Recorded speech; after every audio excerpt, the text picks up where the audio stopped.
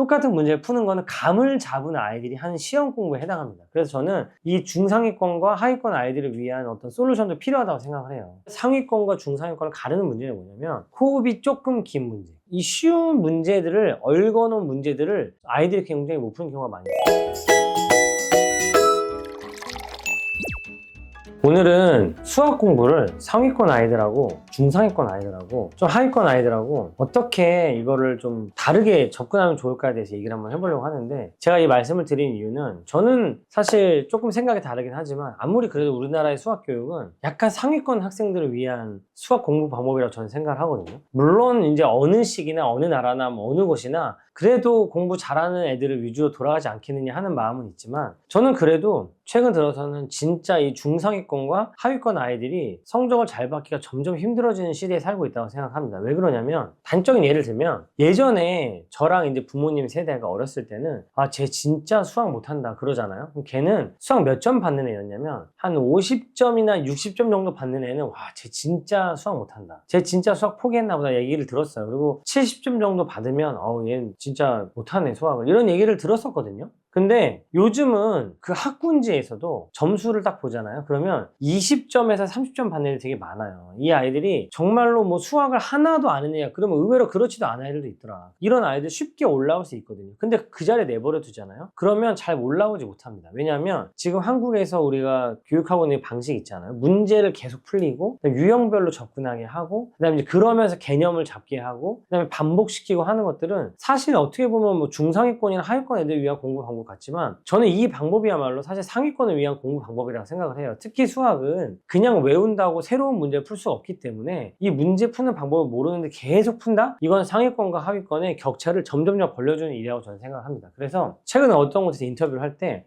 그럼 공부 잘하는 애들은 지금의 공부 방법을 계속 따라가도 되냐 물어보시길래 저는 그렇다고 했어요. 왜? 지금 공부 잘하는 애들은 수학 정서를 버리지 않는다는 전제하에 자기가 혼자 많이 풀면서 깨달아 보고, 이렇게도 해보고 저렇게도 해보고 실수도 해보고 선생님의 설명도 들었다가 자기도 혼자 해보고 하는 거를 계속하면 된다, 저는 이렇게 생각을 하거든요. 근데 문제는 뭐냐면 그 방법으로 아무리 계속해도 중상위권 아이들과 하위권 아이들 올라오지 않아요. 그냥 똑같은 걸 계속 시킨다고 올라오지 않더라. 그럼 어떻게 하면 좋으냐, 이거에 대해서 제가 좀 집중적으로 한번 얘기를 해보려고 하고요. 세 가지로 나눠서 얘기할 텐데, 첫 번째, 상위권 학생들은 지금 하던 대로 계속 하시면 됩니다. 그냥 문제 많이 풀고, 그 다음에 뭐 여러 가지 유형을 접해보고, 또 그 유형 안에서 내가 틀리는 게 뭔지 파악해보는 연습을 계속하면 되는데, 주의할 점은 뭐냐면, 지금 내가 상위권이라고 생각하는 게 단순히 문제를 많이 풀어봤더니 점수가 잘 나온다, 이걸 상위권이라고 생각하시면 안 되고요. 내가 상위권이다 라고 생각하는 건 뭐냐면, 내가 배운 문제들을 누구의 도움 없이 이 문제 어떻게 풀면 되겠다 라는 생각을 처음부터 끝까지 순서를 가지고 얘기할 수 있는 친구들이라면, 이런 친구들은 자 지금처럼 하면 되겠다, 지금까지 내가 뭘 배웠고 이것들을 어떻게 하면 이 문제 적용할 수 있다, 이런 것들이 쉽게 나온다, 그러면 문제 많이 푸시면 됩니다. 그런데 중위권 학생들이 있어요. 뭐 반에서 한 10등 정도 한다던가, 아니면 고등학교 모의고사를 봤는데 3, 4등급이 나온다던가 하는 친구들에게는 정말 어떤 게 중요하냐면, 초등학교 때까지는 그래도 수학을 좀 어렵지 않게 따라가다가 특히 중고등학교 때 수학이 어려워진다, 이런 친구들 뭐가 어렵냐면요, 호흡이 긴 문제를 못 푸는 게 문제인 경우가 되게 많아요.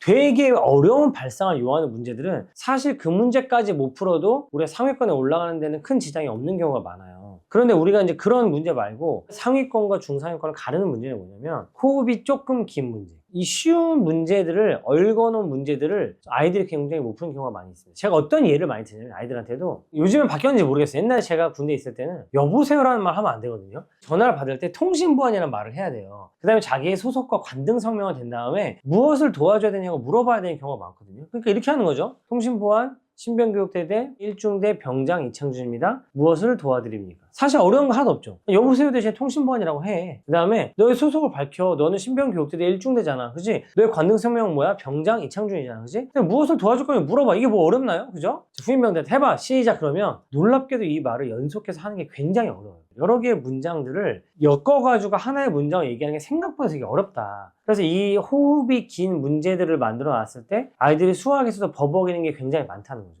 간단한 함수 문제와 간단한 연립방정식과 간단한 제곱근 문제가 섞여 있잖아요. 그럼 아이들은 이 문제 풀어봐 풀 수 있고, 이 문제 풀어봐 풀 수 있고, 이 문제 풀어봐 풀 수 있는데 이 문제를 엮어놓잖아요. 그럼 아이들이 나는 하나도 모르겠어 라고 생각하는 경우가 많다는 거죠. 그러니까 이런 친구들한테 뭘 강조하는 거냐면, 증명하고 유도하고 자기가 해설지를 써본 연습이라고 생각합니다. 생강노트에서도 저는 아이들한테 근해 공식 같은 거 쓰지 말라고 한다고 여러 번 말씀드렸잖아요. 아이들에게 왜 이런 문제들을 계속 풀리냐면 문제를 딱 만났을 때 바로 그냥 공식에 집어넣어서 문제 중간부터 풀려고 하지 말고 요렇게 풀고 요렇게 풀고 요렇게 풀고 이런 흐름을 잡아주는 거 연습하기에 제일 좋은 건 뭐냐면 증명해보고 유도해보는 그 연습들이다. 논리가 이렇게 전개되는구나 라는 것들을 이해를 해줘야 되거든요. 근데 우리가 지금 아이들한테 가르쳐주는 방식들은 뭐냐면 공식을 가지고 문제 중간부터 딱 치고 들어가. 그 다음에 만약 유형을 가지고 내가 이 문제 어떻게 푸는지 모르지만 마지막에 이 풀이 방법 그 흐름을 가지고 이제 문제를 푸는 거예요. 근데 이거는 고수들이 할 수 있는 거예요. 공식을 주고 여기다 대입해봐 하는 건 아무나 하지만 이 문제에서 요 공식을 써서 이렇게 하면 바로 풀리겠다고 하는 거는 생각보다 많은 아이들이 하지 못한다는 거예요. 그러니까 이런 방법을 계속 주잖아요. 상위권 아이들은 그렇게 하더라도 실력이 느는 경우가 있는데 중상위권 아이들은 그 문제만 간신히 딱 풀고 하고 넘어갔는데 비슷한 상황에서 그걸 다시 꺼내지 못하는 거예요. 그러니까 저는 이런 상황을 해결하기 위해서 중상위권 아이들이 계속 해야 되는 게 뭐냐면 유도하고 증명하고 문제를 해설해보는 연습이다 라고 생각을 하고요. 제 말에 이거 우리 아이인데 생각이 드시면 이 문제를 어떻게 풀 거냐, 어떤 개념이 들어가냐, 이걸 하기 위한 전제가 뭐냐 이런 것들을 답을 못 맞춰도 좋으니까 쭉 한번 써봐라. 그리고 문제를 풀기 전에 이 문제에 대해서 얘기를 한번 해봐라. 뭘 물어보니? 어떤 단어에서 나온 문제니? 그럼 이 문제를 어떻게 풀면 좋겠니? 이런 흐름을 잡아주는 연습을 계속 하셔야 저는 성적이 올라갈 수 있다고 생각합니다. 그리고 실제로 이런 질문들을 많이 받았을 때 중상위권 아이들이 성적이 확 올라가는 경우가 많다는 거를 꼭 기억하셨으면 좋겠고요. 그 다음에 하위권 아이들 있잖아요. 아마 가르쳐 보시면 얘네들 도대체 어떻게 해야 되지? 라고 생각하시는 경우들도 있어요. 왜냐면 이 아이들은 도대체 어디서부터 손을 대야 되지? 이런 친구들 제가 이제 하위권이라고 생각하고 얘기를 한번 해볼게요. 그리고 공부를 열심히 하는데 성적이 되게 안 나와요. 이런 친구들도 여기 해당한다고 볼 수 있거든요. 나는 굉장히 공부를 한다고 하는데 어떻게 문제를 풀면 좋을지 감을 못 잡겠다. 이런 친구들에게 제가 늘 하는 얘기가 있어요. 이 질문을 꼭 기억하셨으면 좋겠는데 바로 뭐냐면 묻는 말에 대답하라는 거예요. 묻는 말에 대답을 해라. 머리가 나쁘지 않은 것 같은데 수학을 진짜 어려워하는 아이들. 수학을 나름대로 공부하는데 감을 진짜 못 잡는 아이들. 아니면 수학 문제를 풀려고 했을 때 정말 기본 문제도 손도 못 대는 이런 아이들은 대부분 어디서부터 시작을 해야 되냐면 묻는 말에 대답을 해야 돼요. 묻는 말에 아주 정확하게 대답하는 훈련을 해야 된다고 생각합니다. 이런 친구들이 약간 일상생활에서도 얘기를 할 때 보면은 대화를 되게 잘하고 하는데 가만 들어보면 이 대화의 흐름에는 올라타지만 묻는 말에 정확하게 대답을 안 하는 경우가 많다고 저는 생각을 하거든요. 이런 친구들은 계속 뭘 연습해야 되냐면 용어의 정의 같은 것들을 계속 입으로 읊게 하고 문제를 풀 때 그 용어의 정의에서부터 시작하도록 하는 게 저는 중요하다고 생각합니다. 왜?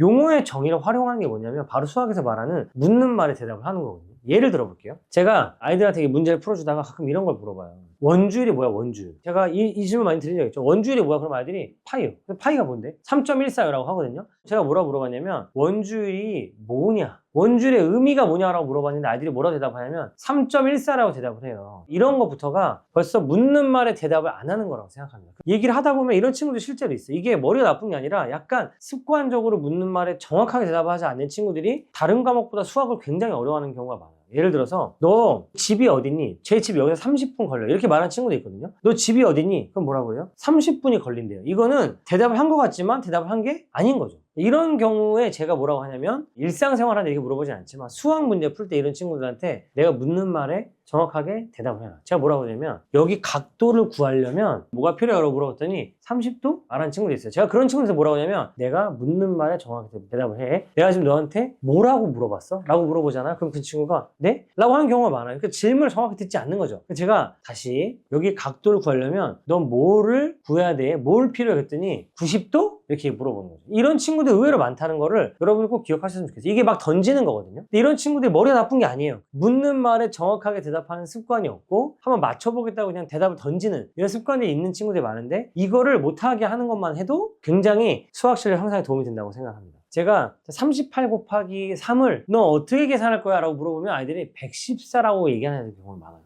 38 곱하기 3을 한다고 했을 때 아이들이 자꾸 답을 던지는 게 아니라 38을 3번 더하거나 3을 38번 더해요 라는 말이 나오도록 또는 그럼 어떻게 더 좋은 방법이 있니? 그럼 3을 40번 더하면 2번을 빼줘요 라거나 이런 식의 답을 할 때까지 묻는 말에 대답해라 라고 얘기해 주는 게 이 아이들한테 굉장히 필요하다. 근데 이게 공격적으로 얘기하지 않으면 아이들도 이 말을 받아들일 수 있거든요. 근데 우리가 무슨 소리야 라고 하지 마시고 정말로 이 아이들이 묻는 말에 대답하는 습관이 아직 없구나. 그래서 수학 문제를 풀 때도 정확하게 뭘 물어보는지를 캐치하고 그 질문에 대답을 하는 연습을 하도록 해주면 수학 실력이 올라갑니다. 그리고 거기서부터 수학 공부라는 게 정말 제대로 시작될 수가 있어요. 이걸 꼭 기억하셨으면 좋겠고, 그럼 내가 어떻게 구체적으로 시켜주면 좋겠느냐라고 하셨을 때 정말 제일 중요한 쉬운 방법은 뭐냐면 용어의 정의를 물어보시면 됩니다. 나누기가 뭐니? 곱하기가 뭐니? 근의 공식이 뭐니? 파이가 3.14가 아니라 무슨 뜻이니? 비례한다는 말이 무슨 뜻이니? 얘들한테 물어보잖아요. 굉장히 어려워요. 제가 수업 시간에 부채꼴의 중심각이 호의 길이나 부채꼴의 넓이와 비례한다 라고 말을 해주고, 제가 수업 시간에 그걸 4-5번 강조했거든요. 그걸 아이한테 제가 그거를 문제 잘 못 풀고 있길래, 자, 내가 수업 시간에 오늘 강조한 게 뭐야? 라고 물어봤더니 단어를 계속 던지는 거죠. 넓이? 크기? 이렇게 던지는 거예요. 제가 그래서 오늘 내가 너한테 수업 시간에 강조한 문장이 있어, 한번 얘기해봐 라고 했더니 의외로 대답을 진짜 못하더라고요. 그래서 제가 부채꼴의 중심각과 이 호의 길이는 어떻다? 대답을 못해요. 그래서 제가 비례한다 라고 얘기를 해줬어요. 그랬더니 그 친구가 비례. 알겠어요. 여기서 넘어가면 안 됩니다. 다시 한번 네 입으로 얘기해봐. 의외로 잘 못해요. 그 친구가 부채꼴의 중심각과 호의 길이는 비례한다 라는 거를 얘기하게 만들어주고, 자, 그럼 비례한다가 뭐야? 그랬더니 2배가 된다? 3배가 된다고 얘기를 하더라고요. 그게 아니고 정확하게 얘기해야 돼. 부채꼴의 중심각의 크기가 2배가 되면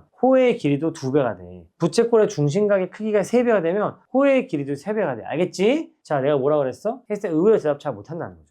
똑똑한데 이런 친구들이 많아요. 묻는 말을 정확하게 파악하고 그 문장을 그대로 내 것을 소화해서 뱉어내는 습관이 안 되는 거죠. 제가 그 친구한테 그걸 해주니까 그 친구가 생각보다 문제를 수월하게 풀기 시작하더라고요. 묻는 말에 대답한다. 굉장히 어려운 일이에요. 여러분들도 수학 문제를 풀면서 아니 하고 가르쳐주지 마시고, 만약에 우리 아이가 정말로 답답하다, 정말 얘가 왜 이런지 모르겠다 싶으실 때는 자, 잘 들어 하고 설명하신 다음에 내가 뭐라고 그랬어? 그대로 한번 얘기해봐. 그리고 다시 한번 물어봤을 때 다른 얘기하면 묻는 말에 대답해야 돼. 내가 지금 뭐라고 물어봤어? 그럼 뭐라고 대답해야 돼? 너는 방금 뭐라고 대답했어? 그치, 묻는 말에 대답하지 않았지. 이 훈련을 계속 하셔야 된다. 긁히지 마시고 화내지 마시고 이 훈련을 계속 하시면 수학 점수가 놀랍게 금방 오르는 거를 아실 수 있을 겁니다. 못 따라가면 불안하니까 문제를 계속 풀리고 똑같은 유형을 계속 풀리고 하는 경우가 많아요. 근데 여러분, 그렇게 해서는 수학 점수는 오르지 않습니다. 똑같은 문제를 푸는 거는 감을 잡은 아이들이 하는 시험 공부에 해당합니다. 그래서 저는 이 중상위권과 하위권 아이들을 위한 어떤 솔루션도 필요하다고 생각을 해요. 근데 그게 개념부터 찬찬히 본다, 이런 식의 약간 모호한 것은 잘 해결되지 않거든요. 중상위권 친구들은 약간 긴 호흡의 문제를 풀어낼 수 있도록 계속 증명하고 유도하고 설명하고, 특히 문제 풀기 전에 이 문제를 어떻게 풀 건지 전략을 짜는 연습, 문제를 쪼개서 해석하는 연습을 하도록 도와주시면 좋을 것 같고요. 우리 하위권, 수학 공부가 어려운데 이제 제대로 한번 해보고 싶은 친구들, 열심히 하고 있는데 성적이 잘 안 오르는 친구들은 묻는 말에 똑바로 대답하는 습관을 가지도록 해주면 성적이 많이 오른다는 거, 아이들과 시도해 보시고 또 좋은 의견이 있으시면 댓글로 남겨주시면 감사하겠습니다.